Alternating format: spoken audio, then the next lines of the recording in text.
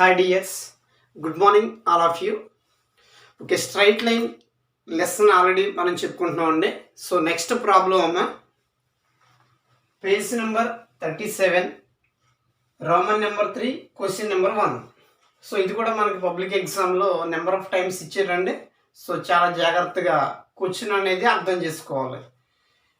Find the equation of the straight line passing through the point 3, -4 and making x and y intercepts which are in the ratio 2:3.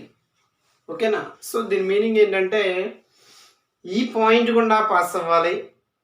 Intercepts ఉంటాయి కదా, x intercept ఉంటుంది, y intercept ఉంటుంది. వాటికి ratio ఎంత ఉండాలి? 2:3 ఉండాలి. అలా ఉండేటటువంటి స్ట్రైట్ లైన్ యొక్క ఈక్వేషన్ కనుక్కోమన్నాడు. స్ట్రైట్ లైన్ యొక్క ఈక్వేషన్ అనేది కనుక్కోమన్నాడండి. ఓకేనా. సో ఆన్సర్లో ఏం చేస్తామంటే ఫస్ట్ మనం గివెన్ పాయింట్స్ తీసుకుందామా. గివెన్ పాయింట్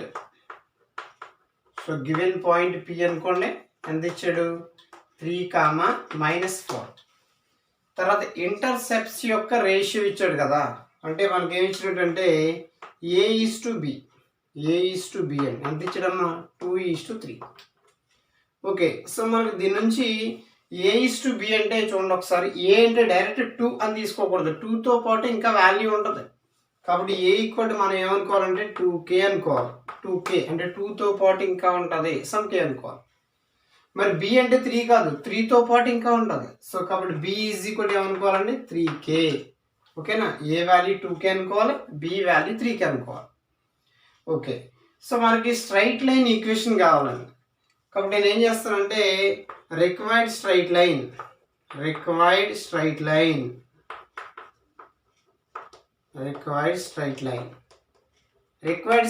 ఏమనుకుంటానంటేనమ్మా x/a + y/b = 1 అనుకుంటాను. రిక్వైర్డ్ స్ట్రైట్ లైన్ ఏమనుకుంటాను? x/a + y/b = 1. ఇదే నాకు కావాల్సినటువంటి స్ట్రైట్ లైన్ అనుకుంటాను. ఓకే. సో x/a అంటే మన దగ్గర ఉంది కదా, ఎంతమ్మా? 2K. y/b అంటే ఎంతమ్మా? 3K. సో ఈక్వల్ టు ఎంతండి? 1. ఓకే. ఏ వాల్యూ సబ్స్టిట్యూషన్ చేశాను, బి వాల్యూ సబ్స్టిట్యూషన్ చేశాను. ఇప్పుడు 2Kకి 3Kకి ఎల్సిఎం ఎంత అవుతుందమ్మా? 2 3 6 కదా. కామన్గా K ఉంది కాబట్టి K. అంటే 2Kకి 3Kకి ఎల్సిఎం ఎంత? 6K. మరి ఇక్కడ 6K రావాలంటే దీన్ని ఎంత పెట్టి మల్టిప్లై చేయాలి? 3 పెట్టి మల్టిప్లై చేయాలి. ఆ 3ని పైన మల్టిప్లై చేస్తాం, 3x. మరి ఇక్కడ 6K రావాలంటే ఎంత పెట్టి మల్టిప్లై చేయాలి? 2 పెట్టి మల్టిప్లై చేయాలి. ఆ 2ని పైన మల్టిప్లై చేస్తాం. సో 2y = ఎంత అంటే 1. ఓకే. దట్ ఎంప్లాయిస్ ఈ 6K డివైడ్ చేస్తుంది, అవతలకి వెళ్తే మల్టిప్లై చేస్తాం. ఓకేనా. సో 3x + 2y = ఈ 6K ఇలా పంపించేస్తే 6K అవుతుంది. సో దీనికి నెంబర్ ఇవ్వండమ్మా. So equation number 1. సో ఇదే మనకు కావాల్సినటువంటి సర్కిల్ ఈక్వేషన్ అనుకుందాం. ఇదే కావాల్సినటువంటి స్ట్రైట్ లైన్ ఈక్వేషన్. ఓకేనా. అయితే సో మరి దీని వాల్యూ K వాల్యూ ఎలా వస్తుంది అంటే దీని గుండా పాయింట్ పాస్ అవుతుందని చెప్పాడు సమ్లో. Okay. It's passing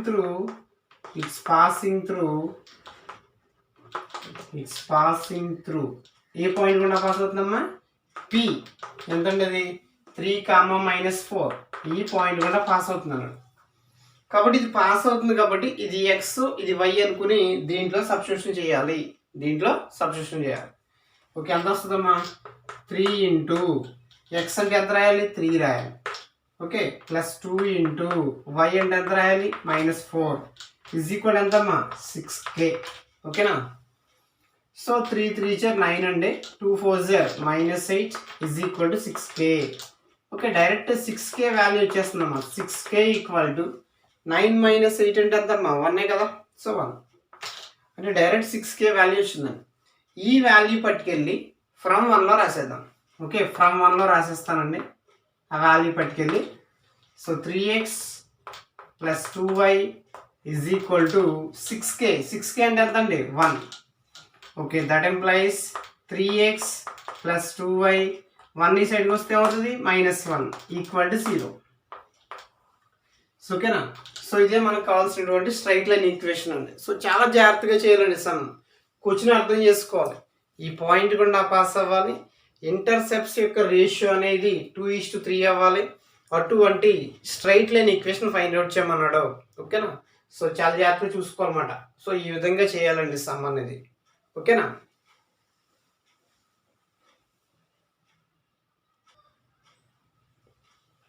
okay, next problem అండి. Page number 36, Roman number 2, question number 6. Find the equations of the straight lines passing through the origin and making equal angles with the coordinate access. ఓకేనా? So మనకి దీని meaning ఏంటంటే origin గుండా pass అయ్యేటువంటి straight line equations కావాలండి. Origin గుండా pass అయ్యేటువంటి straight line equations కావాలి. దాంతోపాటుగా కోఆర్డినేట్ యాక్సిస్తో ఈక్వల్ యాంగిల్స్ చేయాలి. కోఆర్డినేట్ యాక్సిస్తో ఈక్వల్ యాంగిల్స్ చేయాలి. అటువంటి స్ట్రైట్ లైన్ ఈక్వేషన్ కావాలండి. సరే చూద్దాం ఒకసారి. సో డయాగ్రామ్ ఒకసారి చూద్దామా. కోఆర్డినేట్ యాక్సిస్ అంటే తెలుసు కదా, ఇది ఎక్స్ యాక్సిస్, ఇదేమో వై యాక్సిస్ అని. కోఆర్డినేట్ యాక్సిస్ అంటే అది ఎక్స్ యాక్సిస్, ఇది వై యాక్సిస్. ఓకేనా? ఆరిజిన్ అంటే ఇక్కడ ఉంటుంది కదా, ఆరిజిన్ అంటే ఇక్కడ ఉంటుంది ఓ అనుకోండి. ఈ ఆరిజిన్ గుండా పాస్ అయ్యేటువంటి స్ట్రైట్ లైన్ ఈక్వేషన్ అడిగాడు. ఈ ఆరిజిన్ గుండా పాస్ అయ్యేటువంటి స్ట్రైట్ లైన్ ఈక్వేషన్ అడిగాడు. ఈ స్ట్రైట్ లైన్ ఈక్వేషన్ కావాలని చెప్తున్నాడు. ఓకేనా? అయితే ఆరిజిన్ గుండా పాస్ అయ్యేటువంటి స్ట్రైట్ లైన్ ఈక్వేషన్ ఫార్ములా ఉంది మన దగ్గర. సో y ఈజ్ ఈక్వల్ ఎంత అండి? mx. y ఈజ్ ఈక్వల్ ఎంతమ్మా? mx. కాబట్టి so equation of required straight line, required అంటే కావాల్సిన, రిక్వైర్డ్ స్ట్రైట్ లైన్ సేమ్ అనుకుంటామమ్మా, is y is equal to mx అనుకోవాలి. ఇదే మనకు కావాల్సినటువంటి స్ట్రైట్ లైన్ ఈక్వేషన్. ఓకేనా? అయితే m వాల్యూ కనుక్కుని దీంట్లో రాసేస్తే మనకు సమ్ కంప్లీట్ అయిపోతుంది. అయితే చూడండి, ఆరిజిన్ గుండా పాస్ అయ్యేటువంటి లైన్ అంటే ఇదే కదా. మరి కోఆర్డినేట్ యాక్సిస్తో ఈక్వల్ యాంగిల్స్ చేయాలంట. మరి ఇక్కడ మొత్తం యాంగిల్ 90 ఉంటుంది కదమ్మా, మొత్తం యాంగిల్ 90 ఉంటుంది. మరి దీంట్లో ఈ యాంగిల్ ఎంత ఉంటుందండి? అప్పుడు మొత్తం 90 ఉన్నప్పుడు ఈ యాంగిల్ ఎంత ఉంటుంది? 45 degrees ఉంటుంది. ఎందుకంటే ఈక్వల్ యాంగిల్స్ అన్నాడు కదా, మొత్తం 90, ఇది 45, ఇది 45. ఓకేనా? అంటే ఇది ఎక్స్ యాక్సిస్తో చేసేటువంటి యాంగిల్ ఎంత? 45 degrees. కాబట్టి కేస్ 1 అని పెట్టి ఏం చేస్తామంటే, ఇఫ్ టీటా ఈజ్ ఈక్వల్ ఎంత తీసుకోవాలి? 45 degrees తీసుకోవాలి. ఓకేనా? సో దట్ ఎంప్లాయిస్ అప్పుడు స్లోప్ m ఎంత అవుతుందండి? స్లోప్ కట్టడానికి ఫార్ములా ఏంటమ్మా? tan theta formula. Okay, tan theta అంటే ఎంతమ్మా? 45 degrees. tan 45 అంటే ఎంత అండి? 1. ట్రిగనోమెట్రీలో 1 కదా, అంటే m వాల్యూ 1 వచ్చిందన్నమాట. ఈ వాల్యూ పట్టుకెళ్ళి ఫ్రమ్ 1లో రాసేస్తాం. సో ఫ్రమ్ 1లో రాసేద్దామండి. From 1 y is equal to m అంటే ఎంత? 1x. ఓకేనా? దట్ ఎంప్లాయిస్ 1 into x అంటే x వస్తుంది, y అవతలకి వెళ్తే ఏమవుతుంది? -y ఈక్వల్ ఎంత? 0. ఓకే, అంటే ఆరిజిన్ గుండా పాస్ అయ్యేటువంటి లైన్ ఈక్వేషన్ ఎంత వచ్చిందండి మనకి? x - y = 0. మరి ఆరిజిన్ గుండా పాస్ అయ్యేటువంటి లైన్ అంటే ఇక్కడ కూడా తీసుకొచ్చామా, ఇది కూడా ఆరిజిన్ గుండా పాస్ అవుతుంది. మరి ఈ లైన్ ఈక్వేషన్ కూడా కనుక్కోవాలండి. మరి ఇది ఎక్స్ యాక్సిస్తో చేసేటువంటి యాంగిల్ ఎంతో కనుక్కోవాలి ఫస్ట్. ఇది ఎక్స్ యాక్సిస్తో ఎంత యాంగిల్ చేస్తుంది, ఇక్కడ నుంచి ఇక్కడ వరకు ఎంత యాంగిల్ చేస్తుంది, ఆ యాంగిల్ తెలియాలి. ఇది 45 ఉంటుంది, ఇది 45 ఉంటుంది, ఇది 45 ఉంటుంది. అంటే మొత్తం యాంగిల్ ఎంత? 135. 345 135 అంటే మొత్తం యాంగిల్ ఎంత చేస్తుంది? 135 యాంగిల్ చేస్తుంది. ఓకే, అయితే కేస్ 2 ఏం చేస్తామంటే, okay, if theta is equal to 135 degrees, theta equal ఎంతమ్మా? 135 degrees తీసుకోవాలి.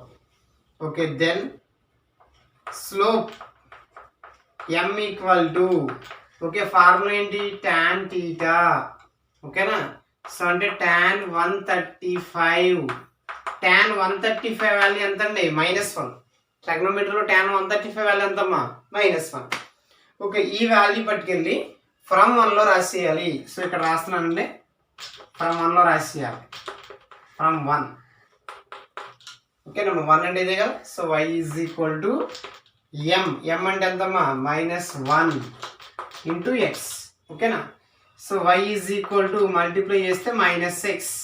ఓకేనా, దట్ ఎంప్లాయిస్ ఈ -x అవతలకు వస్తే +x అవుతుంది కదా, ఇది +y ఈజ్ ఈక్వల్ టు 0. ఓకేనా, అంటే ఆరిజిన్ గుండా పాస్ అయ్యేటువంటి అనదర్ లైన్ ఈక్వేషన్ ఏంటంటే ఈ లైన్ ఈక్వేషన్ x + y = 0. ఓకేనా. సో చాలా జాగ్రత్తగా చేయాలండి. 2 కేసులు ఉంటాయి, కేస్ 1 కేస్ 2. కేస్ 1 ఏంటి, θ వాల్యూ 45 తీసుకోవాలి, దాని ద్వారా ఈ లైన్ వస్తుంది. మరి కేస్ 2 ఏంటి, θ వాల్యూ 135 తీసుకోవాలి. ఓకేనా, దాని ద్వారా ఈ లైన్ వస్తుంది. ఓకేనా, ఎగ్జామ్లో చాలాసార్లు అడిగాడండి సమ్. సో డయాగ్రామ్ కూడా వేసుకోవాలి. ఓకే, 2 మార్క్స్ సమ్మే, సో డయాగ్రామ్ కూడా వేయాలి. సో ఓకేనండి. సో కాబట్టి నేను చెప్పే ప్రతి ప్రాబ్లము కూడా సో మనకి ఇంటర్మీడియట్ ఫస్ట్ ఇయర్ ఎవరైతే చదువుతున్నారో సో వాళ్ళందరికీ యూజ్ అవుతుందండి. కాబట్టి మీరు చూడండి, సో మీతో పాటు మీ ఫ్రెండ్స్, అదొక మీ రిలేటివ్స్ ఎవరైనా ఫస్ట్ చదువుతున్న వాళ్ళు ఉంటే ఎంపీసీ, సో వాళ్ళందరికీ కూడా షేర్ చేయండి. ఓకేనా, ఎందుకంటే వాళ్ళకి కంపల్సరీ యూజ్ ఉంటుంది. సో ఓకేనా, రిమైనింగ్ సమ్స్ అనేది నెక్స్ట్ క్లాస్లో చూద్దాం. Okay, thank you.